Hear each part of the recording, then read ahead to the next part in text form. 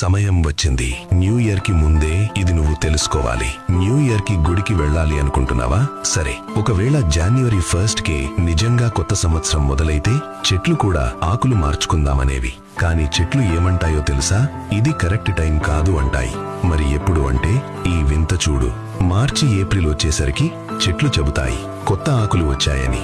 రైతులు అంటారు కొత్త పంట సిద్ధమైంది అని. ప్రభుత్వం అంటుంది బడ్జెట్ ప్రవేశపెడుతున్నామని. పిల్లలు అంటారు పరీక్షలు అయిపోయాయి, కొత్త క్లాసుల్లో అడుగు పెడుతున్నామని. What a coincidence! ఇవన్నీ ఒకేసారి యాదృచ్ఛికంగా జరుగుతాయా? అంటే ఇదే ప్రకృతికి కొత్త సంవత్సరం, అసలైన న్యూ ఇయర్. అందుకే మన పూర్వీకులు చెప్పారు, ఎక్కడ జీవితం మారుతుందో అదే నిజమైన కొత్త సంవత్సరం. అదే హిందూ నూతన సంవత్సరం. మనకు ఉగాది. మనం జరుపుకునేదే అసలైన న్యూ ఇయర్. మీకు ఇప్పటికైనా అర్థమైందా? చూసి వదిలేస్తావా? లేక అందరికీ తెలిసేలా షేర్ చేస్తావా?